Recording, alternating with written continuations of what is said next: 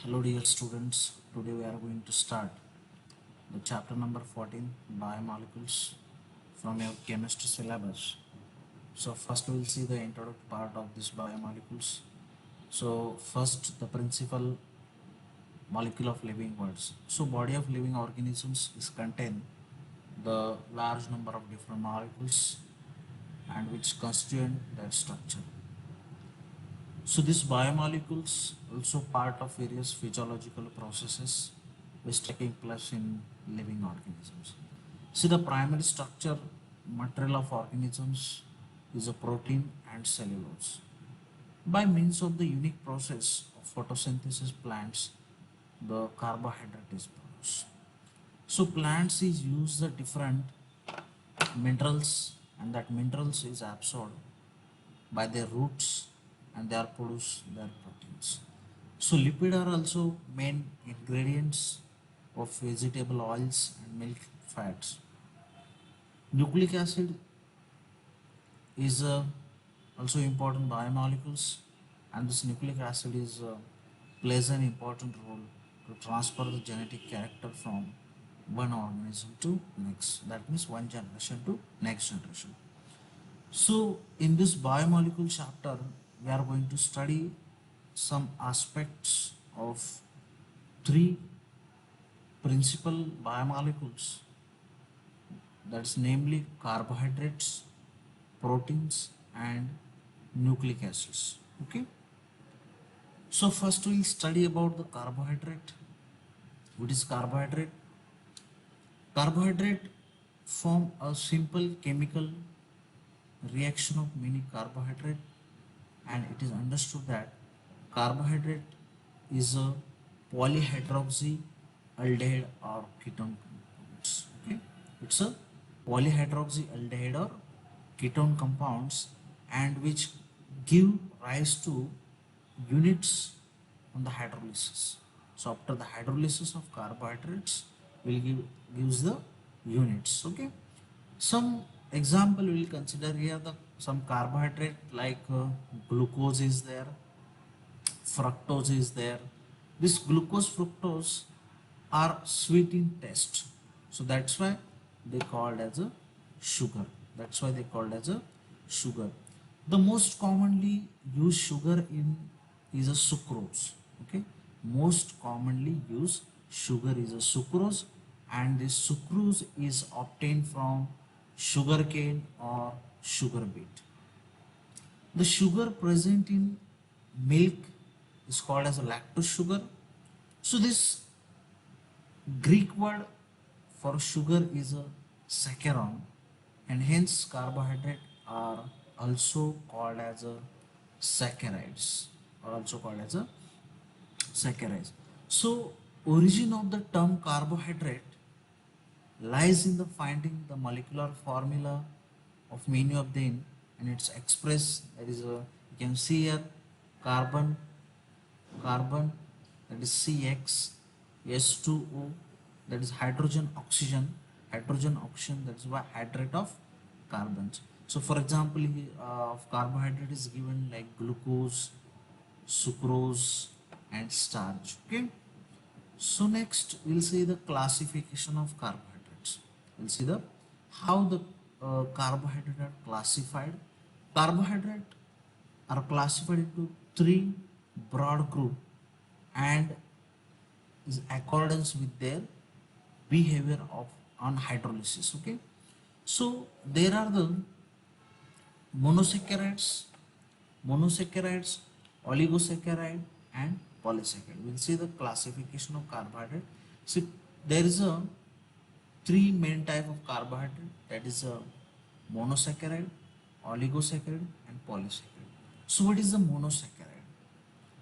So this monosaccharide do not undergo hydrolysis into smaller units. Okay, this monosaccharide do not undergo hydrolysis into smaller units. For example, glucose, fructose, ribose, these are the example of monosaccharide. Again, monosaccharide it do not undergo any hydrolysis. It's do not undergo hydrolysis, means it's cannot break into small units. Okay. Then oligosaccharide. This oligosaccharide, after hydrolysis, we can get yield 2 or 10 monosaccharide. After hydrolysis, we'll get the yield 2 or more monosaccharide units on hydrolysis. So this oligosaccharide again further divide into three parts. We can say disaccharide, trisaccharide, or tetrasaccharide. First, we'll see disaccharide. See this disaccharides. So name itself indicate di 2. So this disaccharide yield 2 monosaccharide unit on the hydrolysis. Okay. So after the hydrolysis we will get the 2 monosaccharide units. So for example sucrose. If we consider the example of sucrose, if we hydrolyze the sucrose, so we'll get the 2 units. 2 unit. The first unit of this sucrose is a glucose unit and another one is a fructose. That is one glucose unit and one fructose unit after the hydrolysis of disaccharide or the hydrolysis of sucrose. So then next example is maltose. Okay, when we hydrolyze the maltose, so we'll get the 2 units, that is 2 glucose units from maltose. After the hydrolysis of maltose, so we'll get the 2 glucose units. So next disaccharide, example of next disaccharide is lactose. Okay, lactose is present in a milk or it's a lactose sugar. So after the hydrolysis of lactose, so we'll get the 1 glucose unit and plus 1 galactose unit. Okay, so in oligosaccharide, the sub parts of this oligosaccharide is disaccharide, trisaccharide, and tetrasaccharide. In disaccharide, we saw that after the hydrolysis, we will get the 2 units. So now trisaccharide. Okay, so name itself indicate trisaccharide. So when monosaccharide, when this yield 3 monosaccharides in trisaccharide, yield 3 monosaccharide units on hydrolysis. Okay, hydrolysis of carbohydrate, so we get the 3 units, so that's called as a trisaccharide. So example we'll consider the raffinose. Okay, example of raffinose. So from raffinose or after hydrolysis of raffinose, so we'll get the 1 unit of glucose, 1 unit of fructose, and 1 unit of galactose. Okay, so trisaccharide, so that means hydrolysis of carbohydrates, so we'll get the 3 monosaccharides. Example is given, that is raffinose. So when raffinose it undergo hydrolysis, so we'll get the 3 units, 1 unit of glucose, second or the 1 unit of the fructose, and 1 unit of the galactose. That is a total 3 units from this raffinose, so we are getting after hydrolysis. So that's why it's called as a trisaccharides. So next is a tetrasaccharide. Tetra and 4. So what is the tetrasaccharide? Yield 4 monosaccharide unit on hydrolysis. Okay, so yield 4 monosaccharide units on hydrolysis. So example, so that is a stachyose, 1 glucose unit plus 1 fructose unit and 2, that is a galactose unit. So this is about the oligosaccharide. So the we are discussing about the classification of carbohydrate or saccharides. The carbohydrate classification is divided into 3. We can say it's a main types, that is a monosaccharide, oligosaccharide, and polysaccharide. This again oligosaccharide further divided into 3 types, that is disaccharide, trisaccharide, or tetrasaccharide. Then polysaccharide. Third type of carbohydrate is a polysaccharide, poly. So yield large number of monosaccharide units on hydrolysis. Okay, yield large number of monosaccharide units on hydrolysis. Example, starch, glycogen, cellulose. These are the large number of monosaccharides units. So large monosaccharide units. If we hydrolyze this starch, glycose and cellulose, we'll get the large number of monosaccharides. Okay, so that's why this is called as a polysaccharides. Okay, understood. Next, nomenclature of monosaccharide. How we can give the name of these carbohydrates? So according to IUPAC system of nomenclature, general name of monosaccharide is a glycose. Okay, it's a glycose. So monosaccharide with one aldehyde carbonyl group is called as aldose. Okay, the monosaccharide with one aldehyde carbonyl group is called as aldose, while that one ketonic carbonyl group is called as a ketones. Okay, so when monosaccharide is present with aldehyde group, so it's called as a aldose, or when monosaccharide with the ketonic carbonyl group is called as a ketose. So this name are further modified in accordance with the total number of carbon atom in a monosaccharide. Okay, so this name further modified in accordance with the total number of carbon atoms in the monosaccharide. For example, glucose. Glucose is an aldose. Okay, glucose is an aldose, that means aldehyde carbonyl group is present. Okay, aldehyde carbonyl group is present in glucose. So this aldose with the 6 carbon and thereby an aldohexose. That's why its name is called as aldohexose. The aldo means aldehyde carbonyl group is present, and hexose is from the 6 carbon atom is present. Okay, so then fructose with the ketose carbonyl group, ketonic carbonyl groups and 6 carbon atoms, so thereby so it's called as a ketohexose. So it's called as a ketohexose. So then next we'll say the next we'll see about the glucose. Glucose is occur in nature in free as well as in a combined state. Okay, this glucose occur in nature free as well as in a combined state. So glucose can obtain from sucrose or starch by acid catalyzed hydrolysis.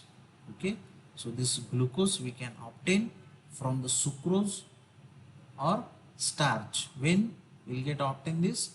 By the acid catalyzed hydrolysis. Okay, so first we'll see the preparation of glucose from sucrose. How we can obtain the glucose from sucrose? See, sucrose is hydrolyzed by the warming with dilute hydrochloric acid. Here you can see this is the reaction. So sucrose, how this sucrose is converted to glucose and fructose. This is in the form of this reaction is taking place in presence of dilute hydrochloric acids, okay, or the sulfuric acid. These are acidic medium reactions. So sucrose is hydrolyzed by warming with the, first we are going to hydrolyze this sucrose with the warming with dilute hydrochloric acids or the sulfuric acid, or this about 2 hours. This hydrolysis convert, this hydrolysis of sucrose is convert into mixture of glucose and fructose. The mixture of glucose and fructose. So this glucose is then separated from fructose by adding ethanol during the cooling. So glucose being almost insoluble in a alcohol crystallized at first, the solution is filled to obtain the crystal of glucose. So here you can see from sucrose how we are getting this glucose plus fructose. So this reaction is carried out in presence of the hydrochloric acid or sulfuric acids. So from starch we will get obtain the glucose. We will see preparation of glucose from starch. See, commercially glucose is obtained by hydrolysis of starch by boiling it with the dilute sulfuric acids at 393 Kelvin under 2 to 3 atmospheric pressure. Okay, so this is the reactions, the preparation of glucose from starch. From starch, how we are going to obtain this glucose. So you can see here, this is the commercially this process is carried out. From commercially this glucose is obtained by the hydrolysis of starch. Okay, so next, then structure and properties of glucose. Structure and properties of glucose. See, glucose molecule contain one aldehyde, so that's called as a formyl group. Okay, aldehyde, or that is the formyl group, and remaining 5 carbons, they are carry one hydroxyl group on each. Okay, so that remaining, that's carbon carries the hydroxyl group on each. The 6 carbon in glucose form one straight chain. The 6 carbon in glucose form one straight chain. This aldohexose structure of glucose is established on the basis of some chemical properties we will see here. See, molecular formula of glucose is C6H12O6. So on the basis of its elemental compositions and colligative properties, the 6 carbon in glucose molecule from straight chain, and this was inferred from the following observations, that is a glucose give n-hexane on prolonged heating with the, that is a H. Okay, so you can see here, when this glucose is prolonged heating with the hydrogen iodide, so we'll get the n-hexane. Okay, we'll get the n-hexane. So this is the straight chain. Okay, this is the straight chain. So glucose molecule contain one carbonyl group, that is a CHO carbonyl group. This was inferred from observation that glucose form oxamine. Okay, oxamine. Okay, by the reaction with the hydroxylamine, and is give the cyanohydrin on reaction with the hydrogen cyanide. Okay, see, glucose molecules contain one carbonyl group.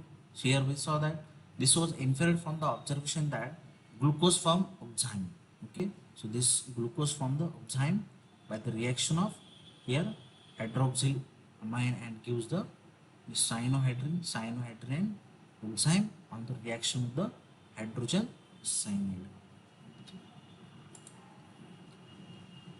Then glucose, when treated with the bromine water, or it will undergo oxidation reaction, so what will be the product? The carbonyl group in glucose is in the form of aldehyde, that is CHO.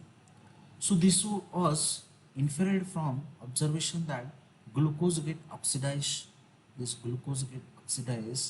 to 6 carbon, that is a monocarboxylic acid, called as a gluconic acid. So here the gluconic acid on the reaction with the bromine water, so, and this bromine water is a mild oxidizing agent. Okay, so carbonyl group in glucose is the form of aldehyde. So this was inferred from the observation that glucose gets oxidized to 6 carbon monocarbonyl acids. This is the monocarbonyl acid, that is gluconic acids on the reaction with the bromine water, and this bromine water is a mild oxidizing agents. So then glucose contain 5 hydroxyl group. See, glucose when react with the acetic anhydride, glucose when treated with the acetic anhydride, so to form the glucose pentaacetate. Okay, so glucose pentaacetate, so as a glucose is a stable compound, it was further inferred that the five hydroxyl groups are bonded to the 5 different carbon atom in glucose molecule. Okay, so this is the reactions of the glucose. Then glucose contain one primary alcohols. See, glucose and gluconic acid, when glucose and gluconic acids on oxidation with the dilute nitric acids, it gives the same, that is a dicarboxylic acid. It's called as a saccharic acid.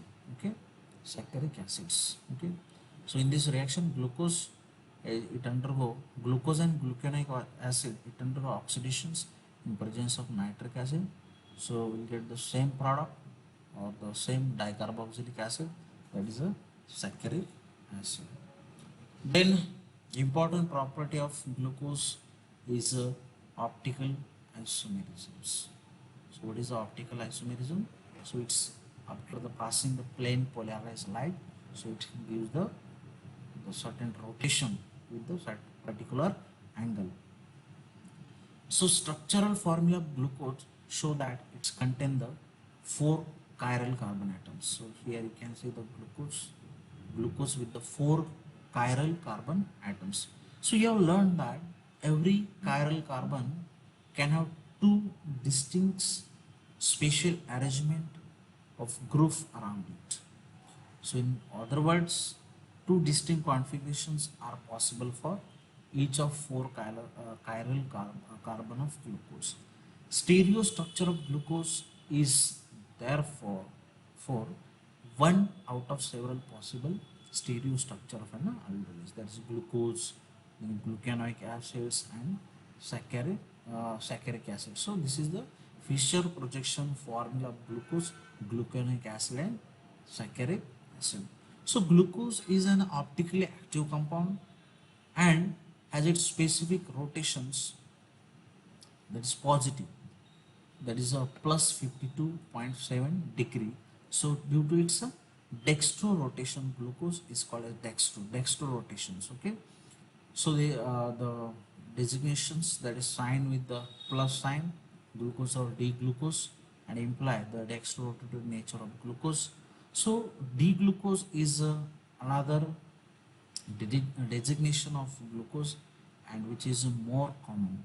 The designation indicate the configuration of glucose and rather than the sign of optical rotations. So here you can see the ring structure of glucose. So on the basis of chemical evidence, stereo structure of D-glucose, and this is represented by the Fischer projection formula, you can see. Okay. So then glucose show the reducing nature. Okay, glucose show the reducing nature. So hemiacetal or the aldehydic groove, glucopyranoid structure is a potential, it's aldehyde group, and it's impart the reducing properties of glucose. Okay, because of this aldehyde group, it shows the reducing property of glucose. This glucose gives a positive tolerance test and positive Fehling test is because of this aldehyde groups. Then next we'll see the disaccharide. So disaccharide give rise to two units of same or different monosaccharide after the hydrolysis with the dilute acids, or the you can use also enzymes. The two monosaccharide units are linked. That's two monosaccharide units linked together by an ether oxide linkage, linked by the ether oxide linkage, and which is termed as a glycosidic linkage in a carbohydrate chemistry. So glycosidic linkage is formed by the removal of the water molecules by the reaction of the two hydroxyl group form the two monosaccharides units. So at least one of two monosaccharide units must use in a anomeric hydroxyl hydroxyl group in the formation of glycosidic linkage. The three most common disaccharide are sucrose, maltose, and lactose. Here we'll see. We'll take the example of this sucrose. See, this sucrose is a dextrorotatory on hydrolysis with dilute acids or the enzymes. It's called a inverted sucrose, and give the equimolar mixture of D-glucose and D-fructose. Here you can see D-glucose and D-fructose. fructose. Okay. So lever rotation of fructose is it's indicating minus sign. So it's larger than the dextro rotation of glucose. So the hydrolysis product has net lever rotations. Hence the hydrolysis of sucrose is also called as a inversion of sucrose, and the product is called as a invert sugar. The structure of the sucrose contain the glycosidic linkage. It's contain the this is the glycosidic linkage, and the product is glycosidic linkage, that is a first carbon of alpha glucose here, first carbon of alpha glucose, and second carbon of beta fructose. Okay, so this is alpha beta 1 2 glycosidic linkage. Okay, this is the alpha beta glycosidic linkage. So potential of aldehyde and ketone group of the both these monosaccharide units are involved in the formation of glycosidic bond. So that's why sucrose is a non-reducing sugar. So this is the non-reducing sugar. Then next is a maltose. So this maltose is a disaccharide, and this is made from the two units. It's alpha D glucose and glucose. Here you can see the glycosidic bond in maltose is formed. The glycosidic bond in maltose is between this carbon first of one glucose, that's alpha D glucose, one glucose ring, and carbon 4 of the other. So glucose ring which is use its hydroxyl group. See this hydroxyl group at carbon first and alpha glucopyranose, and hence this linkage is called as a alpha 1,4 glycosidic linkage. Here you can see this is the alpha 1,4 glycosidic linkage. Alpha 1,4 glycosidic linkage. The hemiacetal group of carbon first, this one of the second ring, is not evolved in the glycosidic linkage. It's not evolved in glycosidic linkage. Hence maltose is a reducing sugar. Maltose give glucose. Maltose give the glucose on hydrolysis with the dilute acids or the enzyme. When this maltose undergo hydrolysis, so the product will get the glucose. Then next is lactose. Lactose is a disaccharide. Is present in milk, and it is formed from the two monosaccharide units, that is you can see here beta D galactose and beta D glucose. The glycosidic linkage is formed between carbon first of beta D galactose and carbon 4 of glucose. Therefore the linkage in the lactose is called as a beta 1,4 glycosidic linkage. The hemiacetal group of carbon first, this one carbon first of the glucose units is not evolving glycosidic linkage, but it is a free. It is free. So hence lactose is a reducing sugar. So lactose is a reducing sugar. Then next we'll see the polysaccharide. So polysaccharides are formed by the linking large number of monosaccharide and so unit by the glycosidic linkage. So example of polysaccharide is a starch, cellulose, glycogens. So are the most common natural polysaccharides. Starch is a storage of carbohydrate of plants and important and nutrient of human and other animals also. Cellulose is the main constituents of cell wall of plants and bacterial cell, and it is also main constituent of wood and cotton. So glycogen constitutes storage of carbohydrates of animals, is present in liver, muscle and brain. So it is also found in yeast and fungi. First we will say starch. Starch is a polymer of alpha D glucose. Starch has two components, that is amylose, it's 15 to 20%, and amylopectin is 80 to 85%. Amylose is soluble in water and form the blue colored complex with iodine, and this amylose contain 200 to 1000 alpha glucose units, and they are linked by the alpha 1,4 glycosidic linkage and give rise to the unbranched chain of variable lengths. Then amylopectin is water insoluble component of the starch and which form the blue violet colors complex with the iodine. It is branch chain polysaccharides in amylopectin. The chain are from alpha 1 4 glycosidic linkage. It's between the alpha glucose units, and where a branch are formed by alpha 1 4 glycosidic linkage. So here you can see this is the structure of amylose.